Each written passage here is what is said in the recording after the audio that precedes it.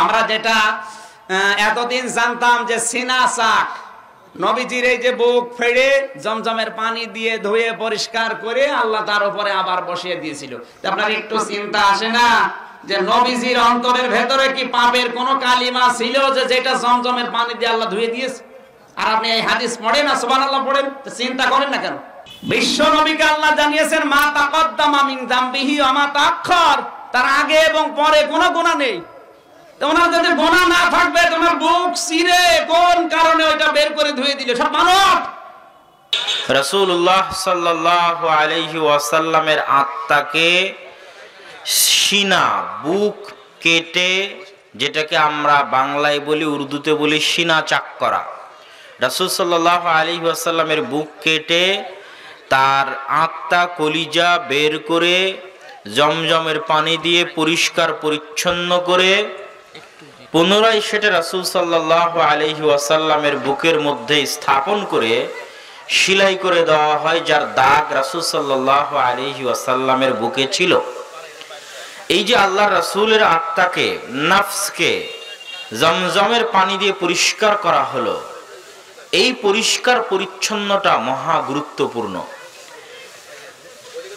আমাকে এবং আপনাকে মনে রাখতে হবে,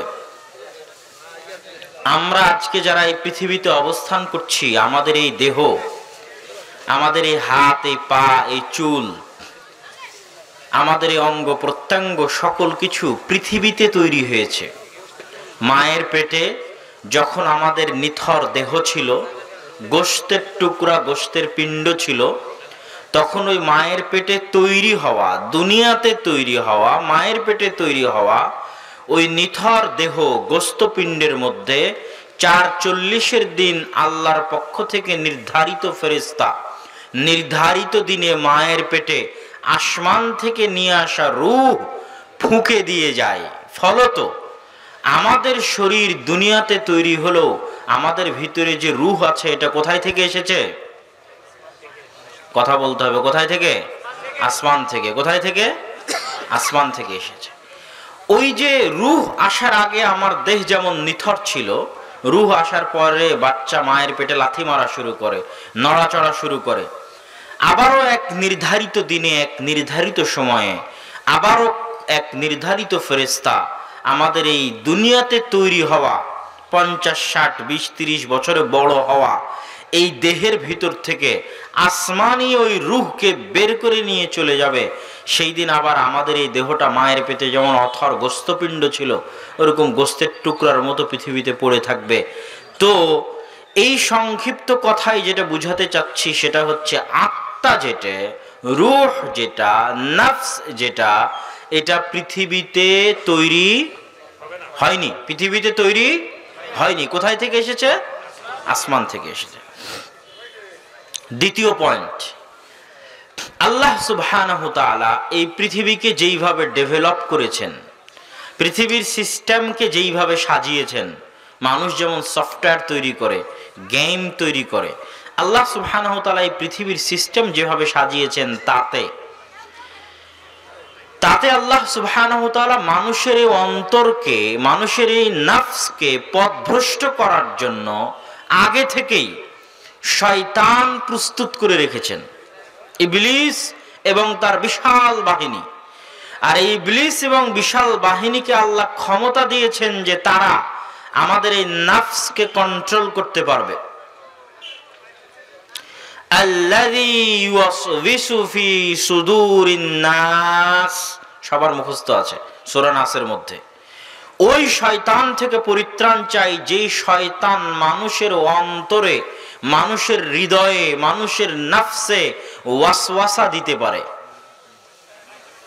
আমি আপনাকে যদি কোনো কথা বলতে চাই, কানে কানে বলতে হবে। আমার এই ক্ষমতা নাই যে ডাইরেক্ট আপনার অন্তরের মধ্যে একটা কথা দিয়ে দিব, এই পাওয়ার আমার নাই, আমার স্ত্রীর নাই, আমার ছেলের নাই, আমার মেয়ের নাই, আমার বাপের নাই, আমার মায়ের নাই। এই ক্ষমতা পৃথিবীর কারো নাই যে আমার অন্তরে আপনি একটা কথা দিবেন অথবা আমি আপনার অন্তরে দিব, পসিবল নাই। হয় আমাকে কলমে লিখে আপনাকে চিঠি লিখতে হবে, না হয় টেক্সট করতে হবে, না হয় মুখে বলতে হবে, যেটা কান দিয়ে ব্রেন দিয়ে ভিতরে প্রবেশ করবে।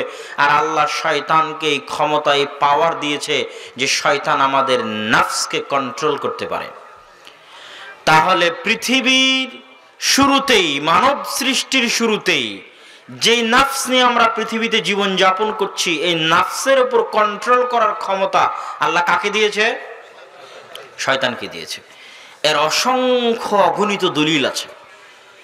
কেন আমাদের আত্মাকে পরিশুদ্ধ করতে হবে তার প্রয়োজনীয়তা বলতে গিয়ে আগের ভূমিকা স্বরূপ বলে নিচ্ছি। তো অসংখ্য অগণিত দলিল আছে যে শয়তান আমাদের নাফসকে কন্ট্রোল করতে পারে। দলিল, রাসূলুল্লাহ সাল্লাল্লাহু আলাইহি ওয়াসাল্লাম বলেছেন, মা মিন মাউলুদিন ইল্লা ইয়ামাসসুহু শাইতান। এমন কোন আদম সন্তান পৃথিবীতে জন্ম নেয়নি যে আদম সন্তানের জন্মের পরে শয়তান তার গায়ে হাত লাগায়নি। হাত্তা ইয়াস্তাহিল্লা সারিখা। শয়তান যখন আদম সন্তানের জন্মের পরে তার গায়ে হাত লাগায়, তখন ওই ছোট বাচ্চা চিৎকার করে কেঁদে ওঠে। এবং শয়তানের এই হাত লাগানো কৃত্রিম নয়, প্রকৃত, সত্যি, রিয়ালি। শয়তান আদম সন্তান জন্মের পরে তার গায়ে হাত লাগায়, তখন ওই আদম সন্তান চিৎকার করে কেঁদে ওঠে শয়তানের স্পর্শে। রাসূলুল্লাহ সাল্লাল্লাহু আলাইহি ওয়াসাল্লাম বলছেন, ইল্লা মারিয়াম ওয়া ইবনুহু ঈসা। তবে মারিয়াম এবং তার সন্তান ঈসা আলাইহিস সালাতু ওয়াস সালামের জন্মের পরে শয়তান তাদের গায়ে স্পর্শ করেনি। মারিয়াম এবং ঈসা ব্যতীত পৃথিবীর প্রত্যেক মানুষ, সৎ, পরহেজগার, আল্লাহওয়ালা, নবী রাসূল, সকলের জন্মের পরে শয়তান তাদের গায়ে স্পর্শ করেছে। এটা হচ্ছে মানুষের সাথে শয়তানের চিরন্তন সম্পর্কের প্রমাণ আল্লাহ রাসূলের পক্ষ থেকে। 2, রাসূলুল্লাহ সাল্লাল্লাহু আলাইহি ওয়াসাল্লাম বলছেন, এমন কোন আদম সন্তান নেই ইল্লা ওয়ালাহু কারিনান, যেই প্রত্যেক আদম সন্তানের 2 জন করে বন্ধু আছে। কারিনুম মিনাল মালাইকা ওয়া কারিনুম মিনাশ শাইতান। একটা বন্ধু হচ্ছে ফেরেশতা বন্ধু, আর একটা বন্ধু হচ্ছে শয়তান বন্ধু। যত খারাপ কাজের কথা অন্তরে জাগ্রত হয়, প্রত্যেকটা খারাপ কাজ শয়তান আমাদের অন্তরে দেয়। শয়তানের অস্তিত্ব এতটা বাস্তব, এতটা বাস্তব, এতটা বাস্তব যে রাসূলুল্লাহ সাল্লাল্লাহু আলাইহি ওয়াসাল্লাম উদাহরণ দিতে গিয়ে বলছেন, যখন কোনো মানুষ ফজরে ঘুম থেকে উঠার চেষ্টা করে, তখন শয়তান তার কাঁধের কাছে গিয়ে 3টা গিট দেয়, গিরহ দেয়, দিয়ে তাকে বলে, নাম নাম নাম, ঘুমাও ঘুমাও ঘুমাও, ইন্নাল লাইলা লাতাবিল, নিশ্চয় রাত এখনো অনেক লম্বা, এত তাড়াতাড়ি উঠার কি প্রয়োজন আছে। মানে বাস্তব উদাহরণ দিচ্ছে রাসূল সাল্লাল্লাহু আলাইহি ওয়াসাল্লাম, যে আমি ঘুম থেকে ফজরের সময় উঠার সময় আমার মনের মধ্যে যে কথা জাগতেছে, এই শীতের রাতে কেন উঠব, এত সুন্দর লেপের কম্বলের গরম ছেড়ে দিয়ে ওই ঠান্ডা পানি দিয়ে কেমনে ওযু করব, অতএব আরেকটু আরাম করি, আরেকটু ঘুমাই। আমার মনের মধ্যেই যে কথাটা জাগতেছে, এটা আমার কথা নয়, এটা কার কথা? একটু জোরে বলেন, কার কথা? কে বলছে? রাসূল সাল্লাল্লাহু আলাইহি ওয়াসাল্লাম। কিন্তু আমি কি মনে করি, আমার কথা। আমি হয়তো আমার আরামের জন্য, আমার শান্তির জন্য, আমার বিনোদনের জন্য ঘুমাচ্ছি। ঠিক প্রত্যেকটা পাপ কাজ একই অবস্থা। শয়তান শপথ করেছে, ওয়ালা উযিল্লান্নাহুম ওয়ালা উমান্নিয়ান্নাহুম, চ্যালেঞ্জ করেছে আল্লাহ সুবহানাহু ওয়া তাআলার সাথে, যে আদম সন্তানকে সিজদা না করার কারণে আমি জাহান্নামী, ওই আদম সন্তানের যদি সকল আদম সন্তানকে জাহান্নামে নিয়ে যেতে পারি, তো তার জন্য আমি চেষ্টা করব। এটা আমার যুদ্ধ, এটা আমার চ্যালেঞ্জ। জান প্রাণ বাজি রেখে প্রত্যেকটা আদম সন্তানকে পথভ্রষ্ট করার চেষ্টা করব। তখন আল্লাহ সুবহানাহু ওয়া তাআলা পাল্টা চ্যালেঞ্জ দিয়েছে, তুমি সারা দিন পরিশ্রম করে যদি আদম সন্তানকে গুনাহ করাও, আর আদম সন্তান দিন শেষে এসে যদি বলে, আল্লাহ গো আমাকে ক্ষমা করে দেন, আমি তোমার এই চেষ্টার উপর পানি ঢেলে দিয়ে আদম সন্তানের গুনাহ ক্ষমা করে দেব। তুমি জাহান্নামে নিয়ে যাওয়ার জন্য চ্যালেঞ্জ দিয়েছো, গুনাহ করানোর চ্যালেঞ্জ, আমি ক্ষমার চ্যালেঞ্জ দিয়েছি, তবে আদম সন্তানকে ক্ষমা চাইতে হবে। শয়তান গুনাহ করাবে আর আল্লাহ সুবহানাহু ওয়া তাআলা বসে আছেন, আপনি ক্ষমা চাইবেন। শয়তানের বিরুদ্ধে চ্যালেঞ্জ দিয়ে আল্লাহ আপনাকে ক্ষমা করে জান্নাতে নিয়ে যেতে চায়। আল্লাহু আকবার। সম্মানিত উপস্থিতি, তাহলে শয়তানের অস্তিত্বের বাস্তবতা কতটা ভয়াবহ, কতটা ভয়ঙ্কর। এই যে পবিত্র কোরআন আমার সামনে আছে, এই পবিত্র কোরআনের শুরু থেকে নিয়ে শেষ পর্যন্ত আপনাকে চ্যালেঞ্জ দিলাম, আপনি পড়বেন আল্লাহ সুবহানাহু ওয়া তাআলা কাকে আমাদের সবচেয়ে বড় শত্রু বলছে। আল্লাহ সুবহানাহু ওয়া তাআলা পবিত্র কোরআনে অসংখ্য অগণিতবার বলেছে, ইন্নাশ শাইতানা লাকুম আদুউম মুবিন, শয়তান তোমাদের মহাশত্রু। লা তাত্তাবিউ খুতুওয়াতিশ শাইতান, তোমরা শয়তানের পদাঙ্ক অনুসরণ করিও না। আল্লাহ, আমরা মনে করি একজন সালাফ বলছেন, তিনি বলছেন মাইয়াগতাবানি লাইসা বিআদুউই, যে ব্যক্তি আমার গীবত করে ও আমার শত্রু নয়। মাইয়াত্তাহিমুনি লাইসা বিআদুউই, যে ব্যক্তি আমাকে অপবাদ দেয় ও আমার শত্রু নয়। মাইয়াখুযু মিন্নি মালি লাইসা বিআদুউই, যে আমার ধন সম্পদ ছিনিয়ে নেয় ও আমার শত্রু নয়। আমি যখন আল্লাহর আনুগত্যে থাকি, তখন যে আমাকে আল্লাহর আনুগত্য থেকে জাহান্নামের রাস্তায় নিয়ে যাওয়ার চেষ্টা করে, ও হচ্ছে আমার আসল শত্রু। এটার কথাই আল্লাহ কোরআনে বলেছে। এই আমেরিকা, ভারত, ইসরায়েল, এগুলো আপনার বড় শত্রু, এই কথা আল্লাহ সুবহানাহু ওয়া তাআলা বলেননি। কে আপনার সবচেয়ে বড় শত্রু? কেন শয়তান বড় শত্রু জানেন? আপনি ধরেন বিশাল, আজকে আপনার এখানে বিশাল লিল্লাহে তাকবীর দিয়ে একটা জাজবাওয়ালা একটা বক্তব্য দিয়ে দিলাম ইসরায়েলের বিরুদ্ধে। বক্তব্য ঠিক, কথা যৌক্তিক, আপনার রক্ত গরম হলো, আমার রক্ত গরম হলো, সুন্দর বক্তব্য দিলাম। কিন্তু ইসরায়েলের সাথে কবে যুদ্ধ হবে, আদৌ যুদ্ধ হওয়ার সম্ভাবনা আছে কিনা, এর কি গ্যারেন্টি আছে? কিন্তু 24 ঘন্টা কার সাথে যুদ্ধ হচ্ছে? প্রতি সেকেন্ডে কে আমাকে পথভ্রষ্ট করার চেষ্টা করছে? আমার অন্তর পর্যন্ত পথভ্রষ্ট করার ক্ষমতা কার কাছে আছে? শয়তানের কাছে। তাহলে যে আমাকে 24 ঘন্টা আমাকে পথভ্রষ্ট করার চেষ্টা করছে, ও আমার বড় শত্রু, না যার সাথে কোনোদিন দেখা হবে কি হবে না গ্যারেন্টি নাই, সে আমার বড় শত্রু? যে 24 ঘন্টা আমাকে পথভ্রষ্ট করার চেষ্টা করছে, ও আমার বড় শত্রু। শয়তানের অস্তিত্ব যদি আমরা বুঝে যাই যে শয়তান পৃথিবীতে আছে এবং শয়তান আমার উপর প্রভাব বিস্তার করতে পারে, এবং শয়তান আমাদের আত্মা, আমাদের অন্তর, আমাদের রূহ, আমাদের নাফসকে পথভ্রষ্ট করতে পারে, এবার আপনি বুঝবেন আত্মার পরিশুদ্ধতার প্রয়োজন রয়েছে। আত্মা রোগগ্রস্ত, আত্মা ব্যাধিগ্রস্ত, আত্মা রোগী, আত্মা অসুস্থ। কে একে অসুস্থ বানিয়েছে? শয়তান অসুস্থ বানিয়েছে। এবং আত্মা কিভাবে অসুস্থ হয় তাও আপনাকে দেখাই। আমরা দোয়া পড়ি কি, রব্বানা যালামনা আনফুসানা ওয়া ইল্লাম তাগফির লানা ওয়া তারহামনা লানাকুনান্না মিনাল খাসিরিন।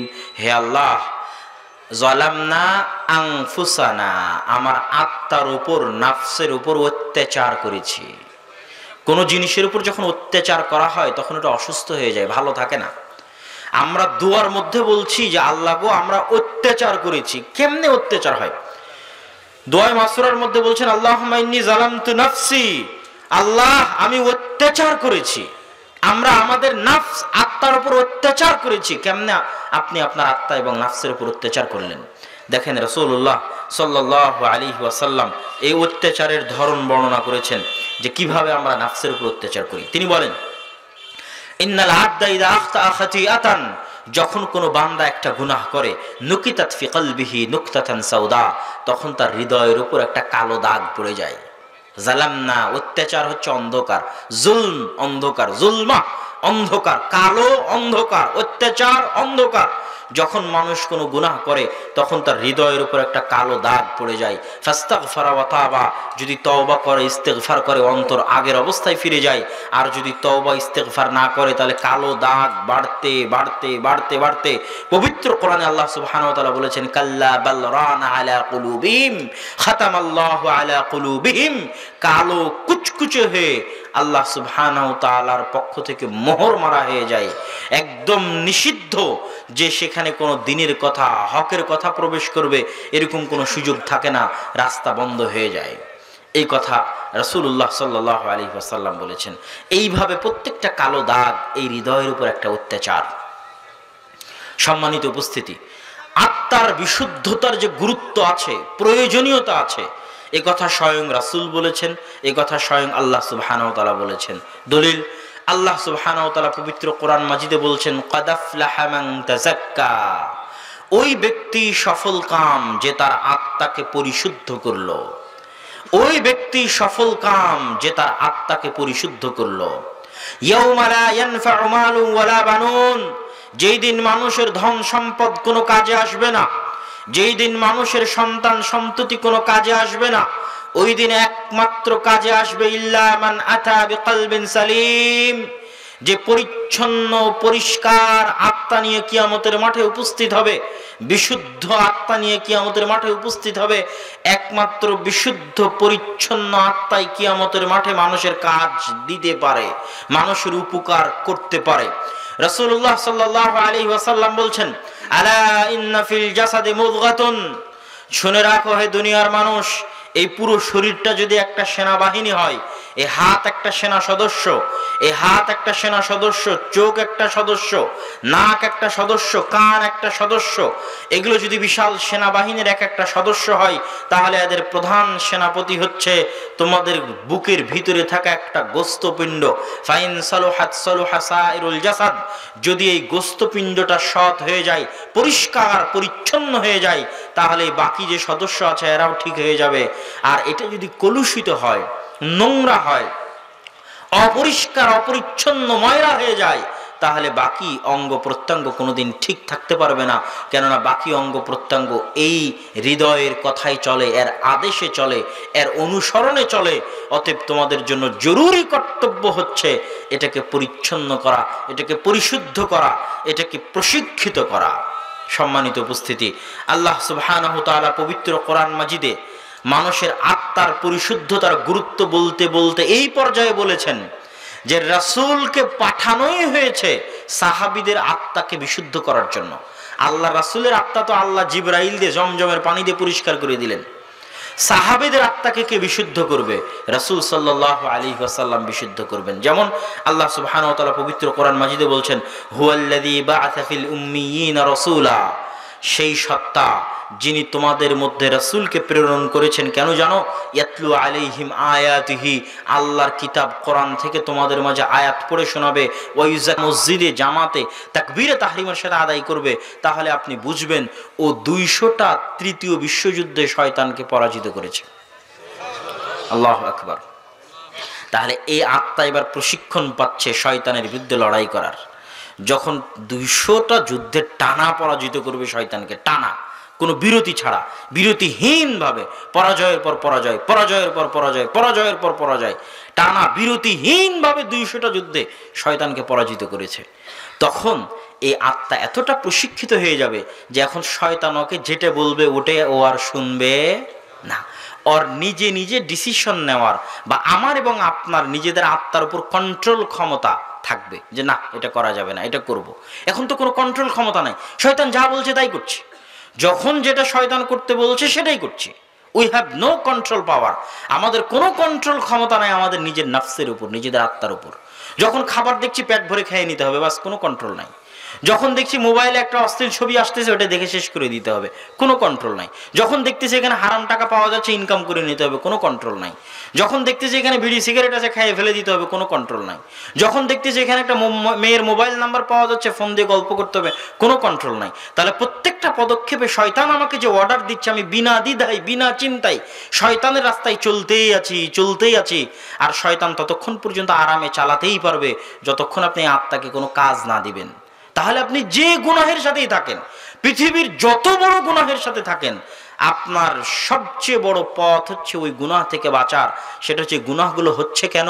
আপনার আত্মার উপর কোনো কন্ট্রোল ক্ষমতা নেই। এই জন্য কন্ট্রোল ক্ষমতা নাই কেন? আত্মা কোনোদিন শয়তানের বিরুদ্ধে একটা যুদ্ধ জয়লাভ করেনি, তো কি কন্ট্রোল ক্ষমতা থাকবে? তাহলে আত্মাকে জয়লাভ করাতে হবে কি? গুনাহ থেকে বিরত থাকার মাধ্যমে না, ওটা পরে, আগে কাজ কর, তারপরে। গুনাহ থেকে বিরত থাকা অনেক পরে, আগে তুই কর কাজ।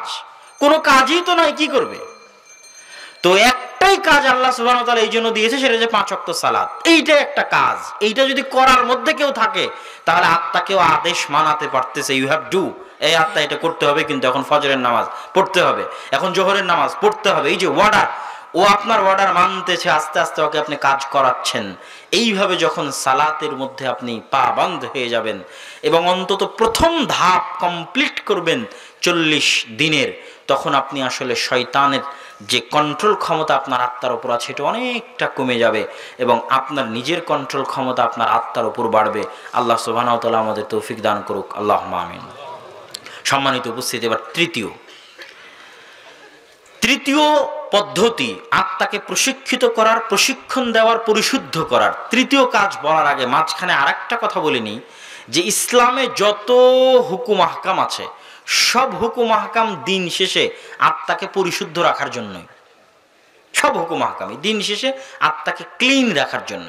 যেমন সিয়াম, রমজান মাসের রোজা, এটা একটা প্রশিক্ষণ। না খেয়ে থাকতে হবে, গুনাহ বিরত থাকতে হবে, এটা একটা প্রশিক্ষণ। আত্মাকে কন্ট্রোল করা, যে না খাওয়া যাবে না, না গুনাহ করা যাবে না, কেন আমি রমজান মাসে আছি, এটা একটা প্রশিক্ষণ, অল কাইন্ড অফ প্র্যাকটিস, যে আপনি আত্মাকে কন্ট্রোল করা শিখতেছেন। এরকম প্রত্যেকটা জায়গায় যেমন আমাদের অন্তরের অসংখ্য ব্যাধি আছে, খালি যেগুলোই ব্যাধি তা নয়, লোভ লালসা ব্যাধি, কৃপণতা ব্যাধি, জাকাত দিতে হবে। যখন জোরপূর্বক আপনার কাছ থেকে টাকা বের হয়ে গেল, আস্তে আস্তে আপনি উদার হওয়া শিখবেন, কৃপণতা থেকে বের হবেন, লোভ লালসা থেকে বের হবেন, আপনার আত্মা পরিষ্কার হবে। জাকাতের ক্ষেত্রে আল্লাহ বলেছে মানুষের আত্মা পরিষ্কার করার জন্য জাকাত দিতে হবে। তারপরে চক্ষু নিচু রাখার ক্ষেত্রে আল্লাহ সুবহানাহু ওয়া তাআলা বলেছেন আত্মা পরিষ্কার রাখার জন্য চক্ষু নিচু রাখতে হবে। ওগুলো বিষয় আমি বিস্তারিত বলবো। তো তৃতীয় পদ্ধতি বলার আগে মাঝখানে যেটা বললাম, ইসলামের যত হুকুম আহকাম আছে সবগুলোর মূল উদ্দেশ্য হচ্ছে আমাদের নফস যেন ক্লিন এবং পরিষ্কার থাকে। তৃতীয় যে কাজ দিয়ে আমরা আমাদের আত্মাকে প্রশিক্ষিত করতে পারবো, পরিশুদ্ধ করতে পারবো, শয়তানের বিরুদ্ধে লড়াই করতে পারবো, সেটা হচ্ছে, এইটা জানার আগে আরেকটা জিনিস আমাদের জানতে হবে, শয়তান কোন কোন মাধ্যম দিয়ে সবচেয়ে বেশি আমাদের আত্মাকে পরাস্ত করে। এক, আমাদের চোখ দিয়ে সবচেয়ে বেশি পরাস্ত করে আমাদের আত্মাকে। দুই, আমাদের জিহ্বা দিয়ে আমাদের আত্মাকে সবচেয়ে বেশি পরাস্ত করে। তিন, আমাদের কান দিয়ে আমাদের আত্মাকে সবচেয়ে বেশি পরাস্ত করে। এগুলো প্রত্যেকটা ডাইরেক্ট কানেকশন আছে রুহের সাথে। তার মধ্যে সবচেয়ে বড়টা হচ্ছে জিহ্বা। কত হাদিস নেবেন জিহ্বার ওপর। শাইখ আব্দুর রাজ্জাক বিন ইউসুফের কোনো একটা বক্তব্য যদি শুনেন জিহ্বার ওপর, অসংখ্য হাদিস পাবেন। রাসূলুল্লাহ সাল্লাল্লাহু আলাইহি সাল্লাম বলছেন, তোমরা যত আমল করো না কেন ইসলামের, সব আমলের রাজা হচ্ছে এই জিহ্বা। এটাকে যদি কন্ট্রোলে রাখতে পারো তাহলে সবকিছু ঠিক আছে, না হলে কিছুই নাই। তাহলে এই জিহ্বা এটা হচ্ছে শয়তানের একটা অস্ত্র, যেটা দিয়ে শয়তান আমাদের রুহের উপর অ্যাটাক করতে পারে। কিভাবে? আমি মুখ দিয়ে আউল ফাউল বলবো, গীবত করব, তোহমত দেব, অপবাদ দেব, গল্প গুজব করব, প্রত্যেকটা কথাই লেখা হচ্ছে কোন কথার কারণে যে জাহান্নামে চলে যাব। সবচেয়ে সহজ যে মাধ্যমে শয়তান আমাকে জাহান্নামে নিয়ে যেতে পারে, এটা হচ্ছে জিহ্বা। যেহেতু জিহ্বার উপর আমাদের কন্ট্রোল ক্ষমতা সবচেয়ে কম, আর এটাকে আমরা সবচেয়ে হালকা মনে করি, সবচেয়ে পাতলা মনে করি। মা বোনেরা এক জায়গায় বসলেই শুরু হয়ে গেল, উইদাউট এনি কন্ট্রোল জিহ্বা চলতেছে। আমরা এক জায়গায় গাড়িতে উঠলে শুরু হয়ে গেল, উইদাউট এনি কন্ট্রোল জিহ্বা চলতেছে। গালিগালাজ থেকে শুরু করে, তারপরে গীবত তোহমত থেকে শুরু করে, অযথা আউল ফাউল কথা থেকে শুরু করে, মিথ্যা কথা থেকে শুরু করে, মজাক থেকে শুরু করে, সবকিছু প্রত্যেকটা আমরা জিহ্বা দিয়ে করতেছি।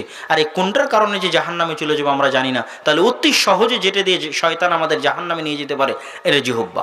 তাহলে এই জিহ্বার বিপরীত যেটা, সেটা হচ্ছে তৃতীয় কাজ, যেটা দিয়ে আমরা শয়তানের বিরুদ্ধে আত্মাকে পরিশুদ্ধ রাখবো, সেটা হচ্ছে আল্লাহর জিকির।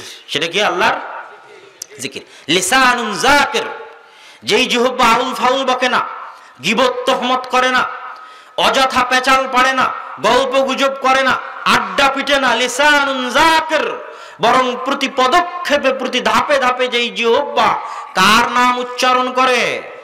আল্লাহর নাম উচ্চারণ করে। তাহলে প্রতি ধাপে ধাপে আল্লাহর নাম উচ্চারণ করার বিরুদ্ধে শয়তানের কি সম্পর্ক? আশ্চর্য হবেন।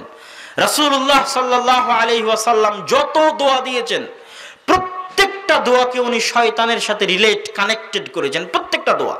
আমি আপনাকে একটা একটা করে উদাহরণ দিই। রাসূলুল্লাহ সাল্লাল্লাহু আলাইহি সাল্লাম বলছেন, ইযা দাখালা আহাদুকুম ফি বাইতি, যখন তোমাদের কেউ বাড়িতে প্রবেশ করে তখন যেন বলে আসসালামু আলাইকুম। আসসালাম আল্লাহর নাম। যদি আসসালামু আলাইকুম বলে, বাড়ি থেকে শয়তান পালাবে। যদি আসসালামু আলাইকুম না বলে, শয়তান বলবে বাড়ি তোমাদের থাকার জায়গা, খাওয়ার জায়গা। তাহলে সালাম দেওয়ার সাথে কাকে সম্পৃক্ত করলেন আল্লাহ রাসূল? কাকে সম্পৃক্ত করলেন? শয়তান। এটা একটা ধাপ, বাড়িতে প্রবেশ করা আমার জীবনের একটা ধাপ। ওটার মধ্যে আল্লাহর জিকির সংযুক্ত করা হয়েছে। আসসালামু আলাইকুম বলার সাথে শয়তানের সম্পর্ক, কেননা শয়তান আমাদের রূহ, নফস আমাদের আত্মা কন্ট্রোল করতে পারে। ইযা আকালা আহাদুকুম আলা মাযকুর ইসমাল্লাহ, যখন তোমাদের কেউ খায় যদি বিসমিল্লাহ বলে শয়তান খাবে না, যদি বিসমিল্লাহ না বলে ওর সাথে শয়তান খাবে। তাহলে খাওয়া এটা আমাদের জীবনের একটা কাজ, একটা ধাপ। ওই ধাপে আল্লাহর নাম উচ্চারণ করতে বলা হচ্ছে লিসানুন যাকির, ওই জিহ্বা যে আল্লাহর নাম স্মরণ করে ধাপে ধাপে। আল্লাহর নাম স্মরণ করাকে কার সাথে সম্পৃক্ত করা হলো? শয়তানের সাথে। টয়লেটে প্রবেশ করবে আল্লাহুম্মা ইন্নী আউযু বিকা মিনাল খুবসি ওয়াল খাবাইস, কার থেকে বাঁচতে? শয়তান থেকে বাঁচতে। স্ত্রীর সাথে যাচ্ছে সাংসারিক জীবনে দোয়া পড়বে বিসমিল্লাহি আল্লাহুম্মা জান্নিবনা শাইতান ওয়া জান্নিবি শাইতানা মা রাযাকতানা, কার থেকে বাঁচতে? শয়তান থেকে বাঁচতে। যেন পেটে যে সন্তান আসবে সেটাকে যেন শয়তান ক্ষতিগ্রস্ত করতে না পারে। সন্তানকে কোলে নিবে, কোলে নিয়ে কি দোয়া পড়বে? আউযু বিকালিমাতিল্লাহি তাম্মা মিন কুল্লি শাইতানিন ওয়া হাম্মা ওয়া মিন কুল্লি আইনিন লাম্মা, কার থেকে বাঁচতে? ওই ছোট বাচ্চাকে কার থেকে বাঁচাতে? শয়তান থেকে বাঁচাতে। কত নিবেন? ইসলামের প্রত্যেকটা ধাপে ধাপে যে দোয়া শেখানো হয়েছে, প্রত্যেকটা দোয়া কার থেকে বাঁচতে শেখানো হয়েছে? শয়তানের থেকে বাঁচতে শেখানো হয়েছে। তাহলে আমাদের তৃতীয় কাজ, যদি আমাদের আত্মাকে শয়তানের কন্ট্রোল থেকে বাইরে রাখতে চাই, নিজের কন্ট্রোলে রাখতে চাই, তাহলে জীবনের প্রতিটা ধাপে যে দোয়াগুলো রাসূল সাল্লাল্লাহু আলাইহি ওয়াসাল্লাম শিখিয়ে দিয়েছেন, ওই প্রতিটা দোয়া আমরা যত বেশিভাবে আমাদের জীবনের মধ্যে সম্পৃক্ত করব, শয়তানের কন্ট্রোলের বাইরে আমরা ততটা চলে যাব এবং আমার আত্মা স্বাধীন থাকবে, আমরা স্বাধীন থাকব।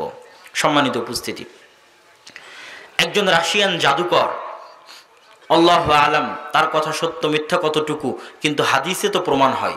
একজন রাশিয়ান জাদুকরের একটা ভিডিওতে সে বলছে যে যখন আমরা কোনো জাদু করি তখন যেই সমস্ত মুসলমানেরা 5 ওয়াক্ত সালাত আদায় করে এবং এই যে প্রতি ধাপে ধাপে জিকির করতে অভ্যস্ত, আল্লাহর নাম উচ্চারণ করতে অভ্যস্ত, এদের শরীরের চারি সাইডে এমন একটা অদৃশ্য অবয়ব, এমন একটা অদৃশ্য দুর্গ, এমন একটা অদৃশ্য পাহারা যে কোনো জাদু, কোনো বদনজর, কোনো শয়তানের আক্রমণ, কোনো কিছুই ওটা ভেদ করে ভিতরে প্রবেশ করতে পারে না।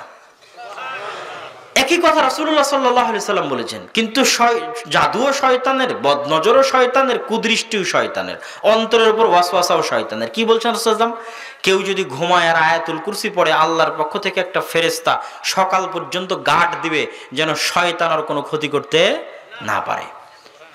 তাহলে এই যে প্রতি ধাপে ধাপে দোয়া, বিসমিল্লাহি লা ইয়াদুররু মা ইসমিহি শাইউন ফিল আরদি ওয়ালা ফিস সামা ওয়া হুয়াস সামিউল আলিম, কেউ যদি সকালে বলে সন্ধ্যা পর্যন্ত শয়তান আর কোনো ক্ষতি করতে পারবে না, সন্ধ্যায় বললে সকাল পর্যন্ত শয়তান আর কোনো ক্ষতি করতে পারবে না। আইনে রাসূল দোয়া অধ্যায় বই যদি যাওয়ার সময় নিয়ে যান স্টেজ থেকে, তো আইনে রাসূল দোয়া অধ্যায় বইয়ের প্রত্যেকটা দোয়ার সাথে দেখবেন শয়তান সম্পৃক্ত, প্রত্যেকটা দোয়ার সাথে। সূরা নাস, ফালাক, ইখলাস এগুলোর মধ্যে প্রত্যেকটা জায়গায় শয়তান থেকে পরিত্রাণ চাওয়া হয়েছে। তাহলে শয়তান আমাদের ভয়ঙ্কর শত্রু। শয়তান থেকে বাঁচতে 1 নাম্বার তাওহীদ, 2 নাম্বার সালাত, 3 নাম্বার কি বলেন তো? জিকির। 3 নাম্বার কি? কেননা শয়তানের সবচেয়ে বড় অস্ত্র জিহ্বা। এই জিহ্বাকে এখন শয়তানের বিরুদ্ধে প্রয়োগ করতে হবে। আউল ফাউল বকা বন্ধ, গল্পগুজব বন্ধ, গীবত তোহমত বন্ধ, তাহলে শয়তান বিপদে। জিহ্বা এখন কি কাজে লাগবে? বাড়িতে প্রবেশ করলে আসসালামু আলাইকুম, খেতে বসলে বিসমিল্লাহ, বাড়ি থেকে বের হলে বিসমিল্লাহি তাওয়াক্কালতু আলাল্লাহ লা হাওলা ওয়ালা কুওয়াতা ইল্লা বিল্লাহ, গাড়িতে উঠলে সুবহানাল্লাযী সাখখারা লানা হাদা ওয়া মা কুন্না লাহু মুকরিনিন ওয়া ইন্না ইলা রাব্বিনা লামুনকালিবুন। স্ত্রীর কাছে গেলে এটা, নতুন জামা কিনলে এটা, নতুন কাপড় পরলে এটা, বাড়ি থেকে বের হলে এটা, টয়লেটে প্রবেশ করলে এটা, টয়লেট থেকে বের হলে এটা। প্রত্যেক ধাপে ধাপে আমি শয়তানের বিরুদ্ধে যুদ্ধ করতেছি কি দিয়ে? লিসানুন যাকির। শয়তানের বিরুদ্ধে একটা অদৃশ্য দুর্গ তৈরি করতেছি, অদৃশ্য বুদ্ধ তৈরি করতেছি, অদৃশ্য বর্ম গায়ে ধারণ করতেছি, যে অদৃশ্য বর্ম দুর্গকে ভেদ করে পৃথিবীর কোনো শক্তি, পৃথিবীর কোনো শয়তানি শক্তি, কোনো কুদৃষ্টি, কোনো বদনজর, কোনো জাদুটোনা, কোনো কিছু, শয়তানের কোনো ওয়াসওয়াসা যদি কেউ প্রতিনিয়ত পড়তে থাকে, লিসানুন যাকির, ভেদ করে তার অন্তরে প্রভাব সৃষ্টি করা শয়তানের পক্ষে, কুদৃষ্টির পক্ষে, বদনজরের পক্ষে, জাদুটোনার পক্ষে অসম্ভব, ইম্পসিবল। সম্মানিত উপস্থিতি, তাহলে মোটামুটি আমরা যেই বিষয়গুলোর আলোচনা করলাম আমাদের আত্মাকে পরিশুদ্ধ করার জন্য, এবার বক্তব্যের শেষের দিকে এর চাইতেও গুরুত্বপূর্ণ কথা আছে।